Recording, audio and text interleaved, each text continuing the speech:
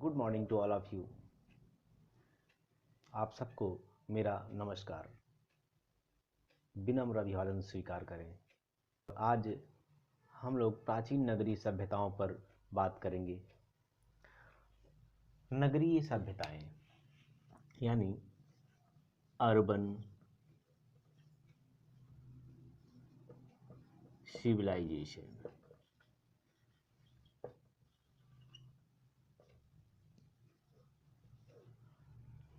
Urban यानी नगर, civilisation सभ्यता।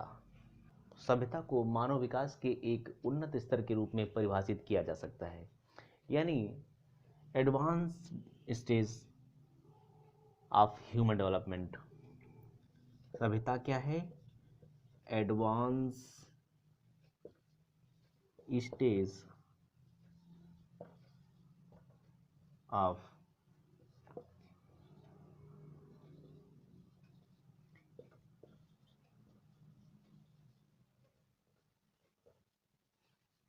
Human development, जहां मानव सामाजिक, सांस्कृतिक और राजनीतिक रूप से एक उच्चतम स्तर के संगठन को प्राप्त करता है।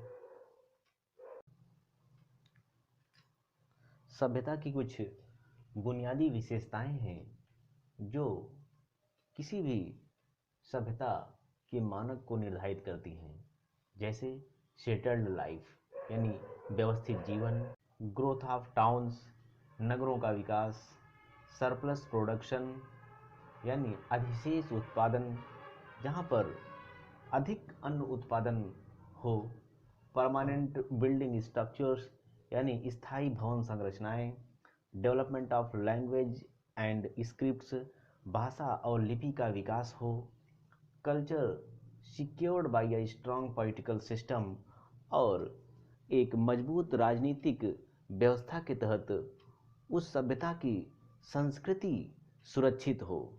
ये कुछ बुनियादी विशेषताएं हैं जो किसी भी सभ्यता के मानक को निर्धारित करती हैं। आज कुछ लोग गांव में रहते हैं तो कुछ शहरों में। शहरी और ग्रामीण जीवन शैली में कुछ समानताएं तो अनेक असमानताएं भी देखी जा सकती हैं। बेहतर रोजगार और गुणवत्तापरक शिक्षा व चिकित्सा सुविधाओं के लिए लोग बड़े शहरों की ओर पलायन कर जाते हैं। लेकिन क्या आप जानते हैं कि आज से लगभग 2500 वर्ष पूर्व भी भारतीय उपमहाद्वीप में नगर थे? जी हाँ, आपको यह जानकर आश्चर्य होगा कि इन प्राचीन नगरों का विकास लगभग आजकल की सुनियोजित नगर निर्माण योजना की तरह ही हुआ था। और कई पुरातत्ववेत्ता तो ऐसा भी कहते हैं कि वे नगर आज से भी कहीं उन्नतशील थे।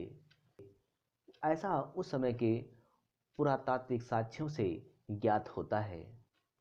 दरअसल प्राचीन नगरीय सभ्यताओं का विकास नदियों के किनारे हुआ। नदियों के किनारे विकसित होने से न केवल रोजमर्रा की जरूरतों के लिए पानी की उपलब्धता सुनिश्चित हुई, बल्कि खेतों की सिंचाई के लिए भी सहज जलापूर्ति हो जाने से अन्न उत्पादन में भी बढ़ोतरी हुई। बढ़ते अन्न उत्पादन से व्यापार को बढ़ावा हुआ और व्यापार जल मार्ग से सुलभ होने के कारण वह सस्ता और सुरक्षित भी था। अब इन नगरों में लोग खेती किसानी के साथ ही साथ उद्योग धंधों की ओर भी रुख करने लगे थे। इन उद्योग धंधों के लिए प्राकृतिक कच्चे माल की जरूरत थी और कच्चे माल की उपलब्धता तथा उनसे निर्मित वस्तुओं ने इन नगरों को और उन्नतशील बना दिया था। फलतः इन नगरों का विकास होता गया। इनमें से कुछ नगरीय सभ्यताओं पर बात कर ली जाए। अर्बन सिविलाइजेशन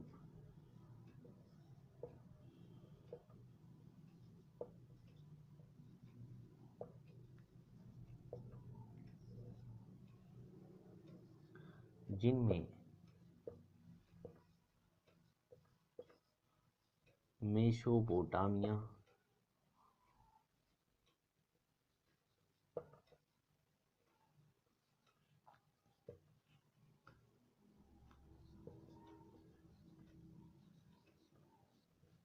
इजिप्ट,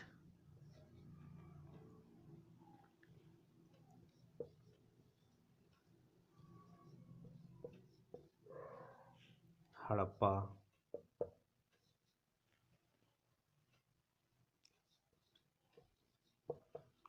क्रीट और चाइना। मेसोपोटामिया की सभ्यता आज हम लोग इस पर बात करेंगे। मेसोपोटामिया की सभ्यता को सुमेरियन सिविलाइजेशन या सुमेरिया की सभ्यता भी कहा जाता है। इस सभ्यता का विकास दजला और फरात नदियों के तट पर हुआ। दजला और फरात, दरअसल जो मेसोपोटामिया है यह ग्रीक वर्ड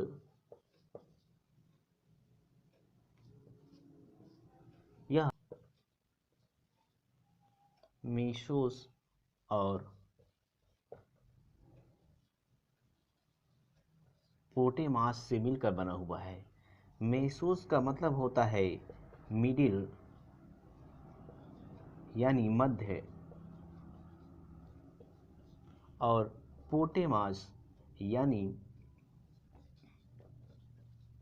रिवर या नदी। अर्थात मेसोपोटामिया की सभ्यता दो नदियों के बीच जन्मी। यह एक नगरों और महलों वाली सभ्यता थी। यह ज्ञान का बड़ा केंद्र था। कहा जाता है कि दुनिया को 60 तक की गिनती का ज्ञान कराने वाले लोग इसी सभ्यता के थे। इन्होंने एक वर्ष को 12 महीने, एक घंटे को 60 मिनट तथा एक दिन को 24 घंटे में विभाजित करने का काम भी किया।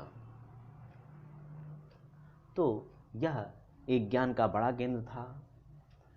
अब कुछ और नगरीय सभ्यताओं की बात की जाए। हाँ, इस सभ्यता का जो विकास है वह 5000 बीसी से लेकर 2000 बीसी तक माना जाता है। कौन कौन सी नदियों के किनारे इस सभ्यता का विकास हुआ मेसोपोटामिया का? यह है टिग्रिस एंड यूफ्रेटस, यानी दजला और फरात नदियां। तो ये जो नदियां हैं वो हैं दजला और फरात, यानी टिग्रिस और यूफ्रेटस। ये नदियां अरब और ईरान के बीच प्रवाहित होती हैं। अब एक एक करके नील नदी के तट पर विकसित हुई मिस्र की सभ्यता, इंडस वैली यानी सिंधु घाटी की सभ्यता, या यूं कहें सिंधु नदी और उसकी सहायक नदियों के तट पर विकसित हुई सिंधु घाटी की सभ्यता, भूमध्य सागर के तट पर विकसित हुई क्रीट सिविलाइजेशन, तथा ह्वांगहो नदी के तट पर विकसित हुई चीन की सभ्यता पर बात अगली क्लास में की जाएगी। तब तक के लिए धन्यवाद।